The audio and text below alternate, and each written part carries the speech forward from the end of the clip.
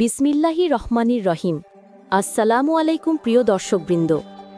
গাজা উপত্যকা নিয়ে এসেছে এক নতুন অধ্যায়।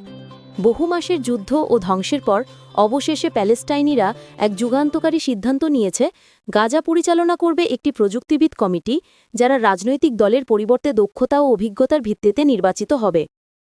অ্যারব নিউজের তথ্য অনুযায়ী এই পদক্ষেপটি এসেছে যুক্তরাষ্ট্রের নেতৃত্বে গঠিত গাজা স্থিতিশীলতা পরিকল্পনার অংশ হিসেবে। এর লক্ষ্য হল গাজায় অস্ত্রবিরতি বজায় রাখা, হামাসকে নিরস্ত্রীকরণ করা এবং ধ্বংসস্তূপে পরিণত অঞ্চলটি পুনর্গঠনে আন্তর্জাতিক সহায়তা আনা।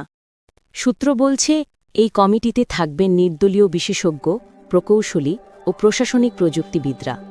তারা অন্তর্বর্তীকালীন প্রশাসন হিসেবে কাজ করবেন যতদিন না একটি পূর্ণাঙ্গ প্যালেস্টাইনি সরকার সেখানে দায়িত্ব নেয়।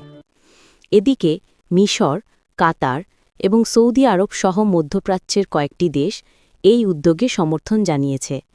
ইসরায়েলও জানিয়েছে তারা চায় ভবিষ্যতের গাজা যেন সন্ত্রাসমুক্ত ও স্থিতিশীল হয়। গাজার মানুষের আশা, এই প্রযুক্তিবিদ সরকার হয়তো তাদের জীবনে আবারও আলো ফিরিয়ে আনবে।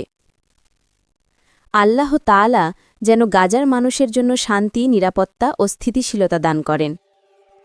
আসসালামু আলাইকুম ওয়া রাহমাতুল্লাহ।